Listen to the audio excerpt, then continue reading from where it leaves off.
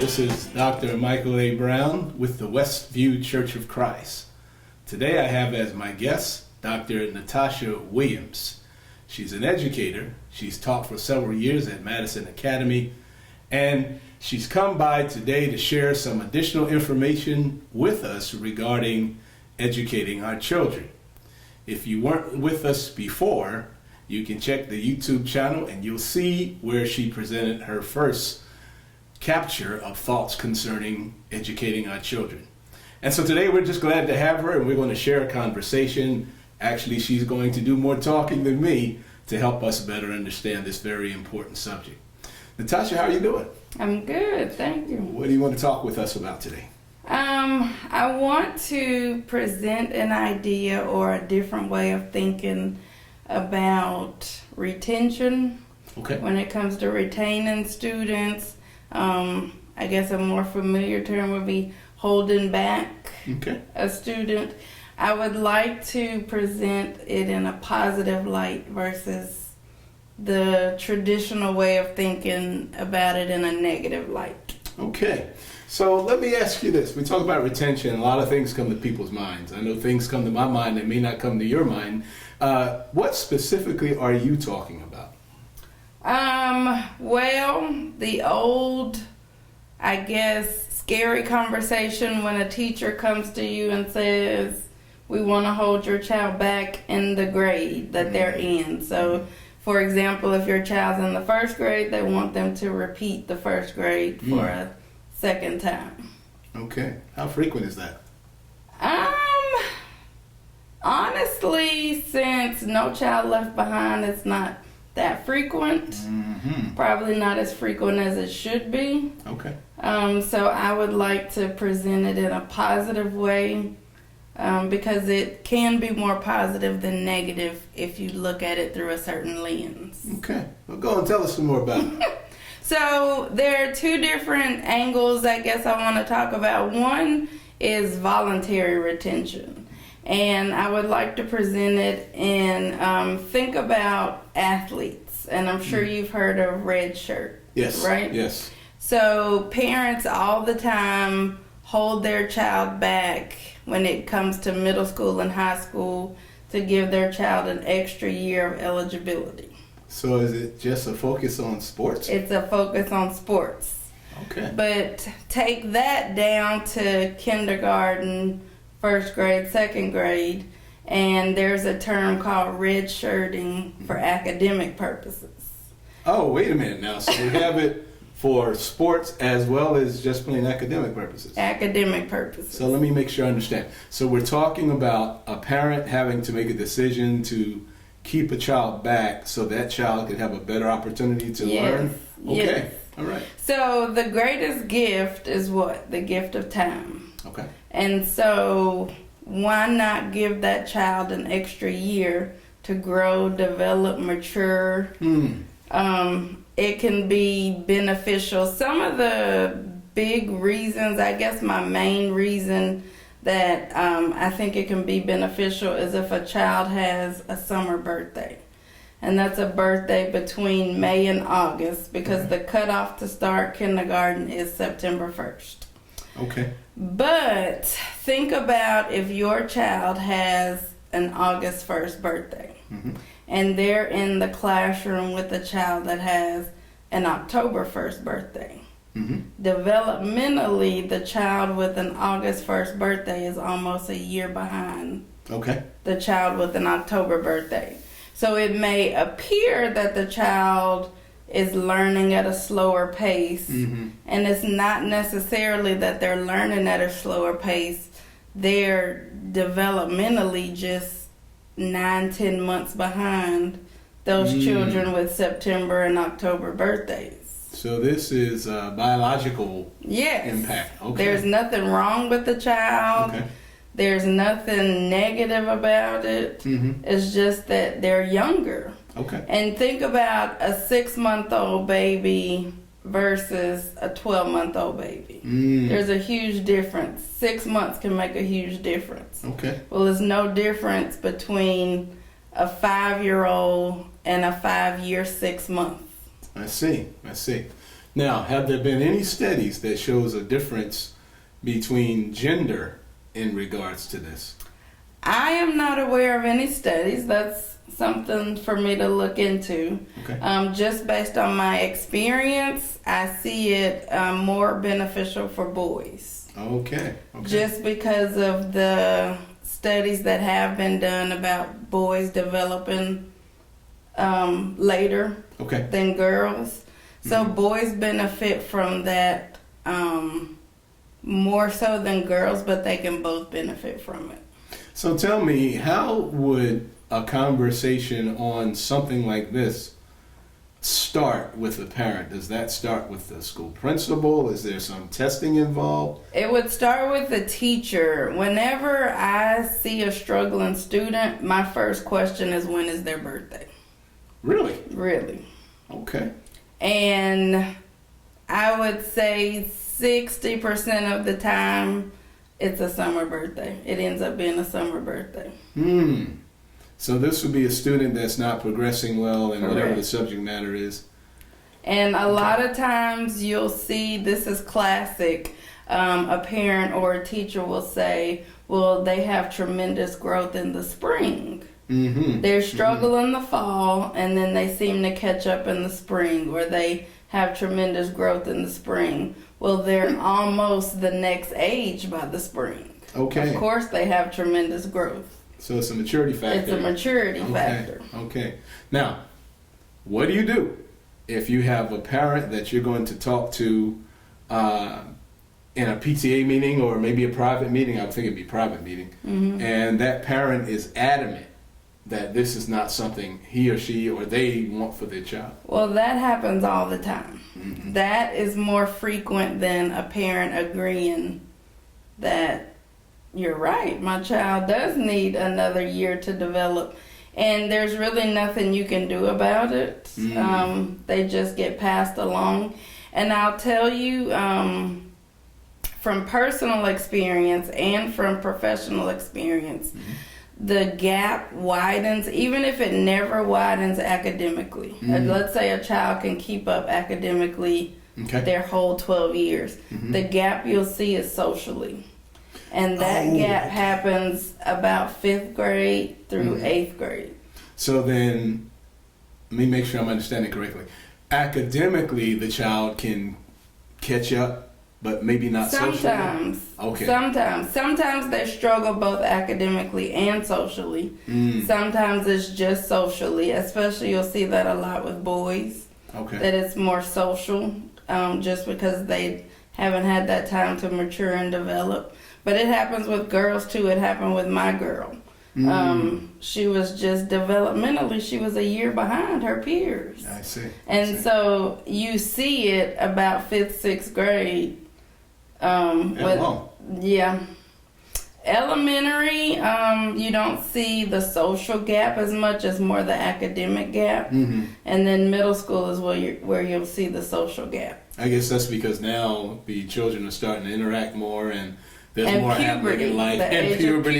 Yeah, that would make a You lot of have sense. kids hitting puberty before other kids, and there's a gap. Yeah. So in the worst condition, what is the best recommendation? The best recommendation, especially if you find that your child is in that age, that birthday range of like May to August, best case scenario would be to give them that extra year. But ideally that would need to happen between kindergarten and 2nd grade. Okay. After that, you've kind of missed the boat. That's the opportunity. Yeah. So I think I heard you suggest that this gap may not ever be filled. The child may not ever catch up academically.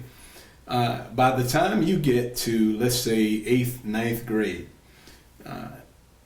what do you do? That child could end up dropping out.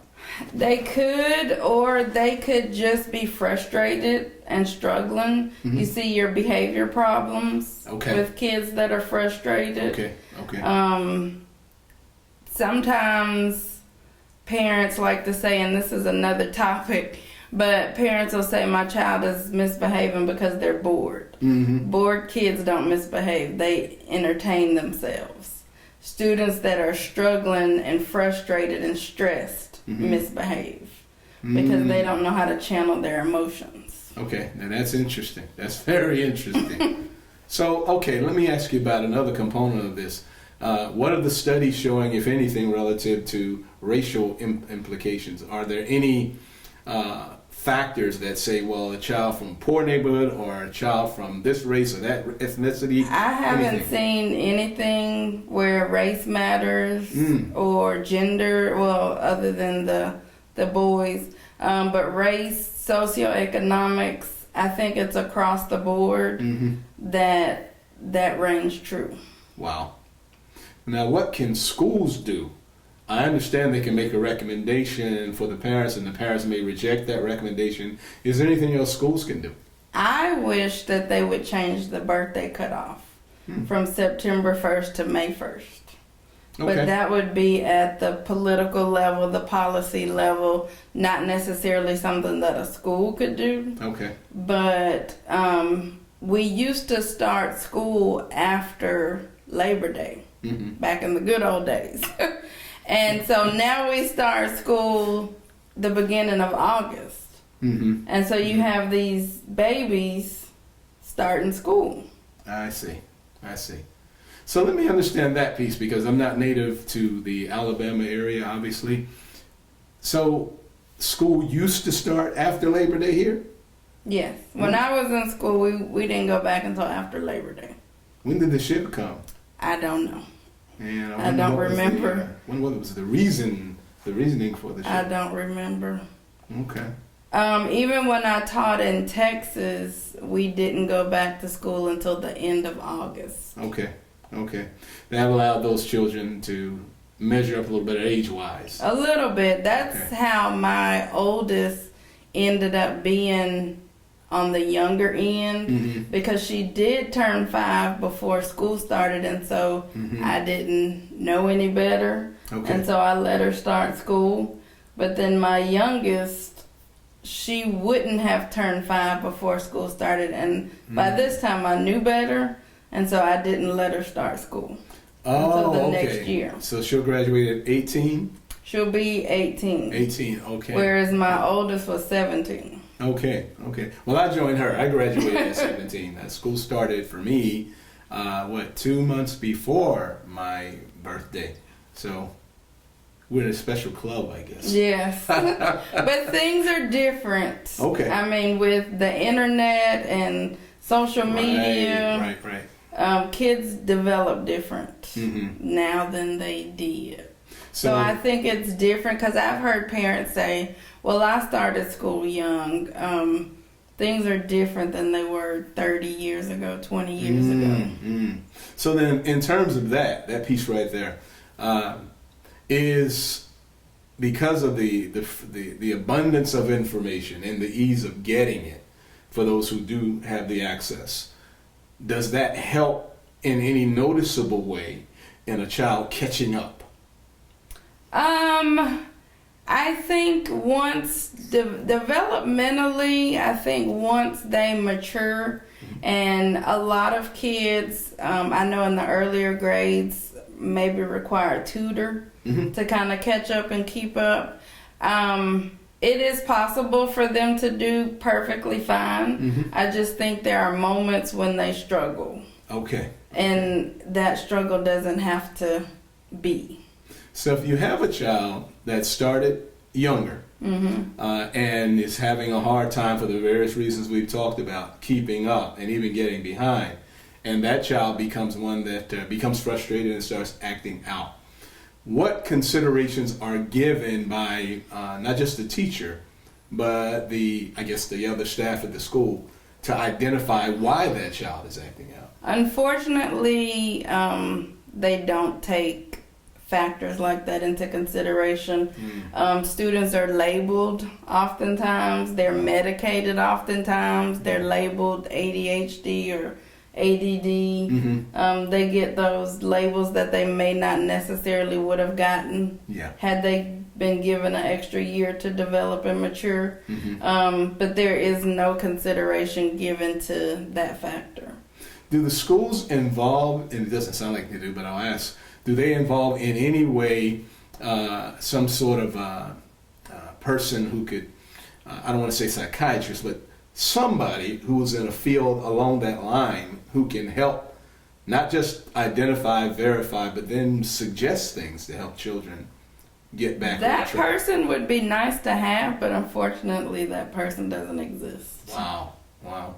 It's more so on the teacher and the relationship that the teacher has with the parent Mm-hmm. to bring that to the parents' attention. Mm-hmm. And unfortunately, a lot of parents are not open to that idea. You know, and I don't know why, as a society, we've gotten in a rush to Push the children yes, out. Yeah. push the children out. I mean, you're in a rush to become an adult, and what's glamorous about being an adult? I mean, what's the point of graduating at 16, 17? Right. If you're not really getting, Right. I would assume that I know there are those exceptions, but Right, that's there just are what they those They're exceptions, right. Wow. Those are far few in between, and I've met some brilliant children whose parents don't push them ahead, let them develop and mature at their normal pace, Okay. and they're just fine. I mean, do you really need a 14-year-old in college? Certainly don't want to have to pay that early. Yeah, I mean, there's nothing wrong with letting a child be a child, I understand. no that's- matter how brilliant. I think that's a great piece. Let a child be a child. No one has to force, as you mentioned, a 15, 16-year-old. Right. I have read here and there, heard on news stories, I'm sure you have too, these students that freshmen in college at age 15, 16 Yes. years old, Yeah. they don't seem to turn out that well in general. Right. That's a lot of pressure Mm-hmm. for a 15 or 16-year-old. Mm-hmm. I can I mean, imagine. even if I think about, I am opposed to even skipping grades Oh, in elementary school. okay. That's usually where it happens, just because of the social development. I mean, you can have a brilliant child, but they're still 6. Yes, yeah, that's true too. They're still 6. That's true too. Now that makes a lot of sense. Those are things that I had not considered. You often hear of a child who is skipped ahead, and there's a lot of hand clapping and congratulations. Not so much discussion about how that child's dealing with it psychologically and emotionally, Right. and socially. Right. So tell me about any situation, any experience you've had with this particular problem coming up in one of your classes. I am tutoring a child right now who I believe, had she repeated first grade or even kindergarten, she's in second grade right now, she wouldn't need a tutor. Oh, okay. She just needs an extra dose. She just needs time. Okay. She's just, and when I say immature, I don't mean immature as in like playful, Mm-hmm. just developmentally immature. Able to capture the Yes. concepts. Yes. It's not a smart thing. No. It's more of an emotional dynamic. Exactly. And when you get to third grade is when abstract thinking comes into play. And if you're not developmentally ready for abstract thinking, it's not going to click. I can see where that could be burned It's out. not going to click. Yeah. And third grade is usually where you see the big struggles begin, Okay. because that's when abstract thinking comes into play, a lot with reading comprehension, with the math. And if they're not developmentally ready for abstract thinking, they struggle. And I would think the same as years go on with critical analysis Right. and critical thinking. Right. Wow. I mean, it doesn't always have to do with smarts. And I think that's what parents hear when they hear, give your child an extra year. They think my baby's not smart enough. Yeah. It's not always about being smart enough. It's just developmentally being ready. Maybe that's what we ought to emphasize more. Right. Instead of the idea of I know whenever I hear red shirt, and you first brought the term up, I'm thinking football, right? Right. I'm thinking, You think of okay, football. this person will get another year, and the school might have a better team, things like that. I never thought about it by way of students. Mm-hmm. And yet, when I think about it by way of students, the first thought that came to mind was a negative one. Exactly. I can imagine being a parent. Oh, what are you saying about my child? Right. But if we think about it in a different way, we think about the welfare of the child. Right. The welfare.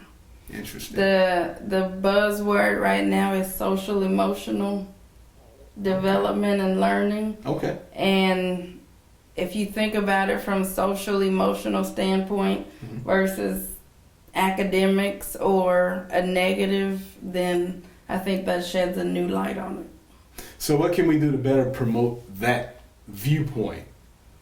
I think it starts with educating teachers and empowering teachers to have that conversation more often, so that it's not so taboo, and taking the negative stigma away from being held back, for lack of a better term.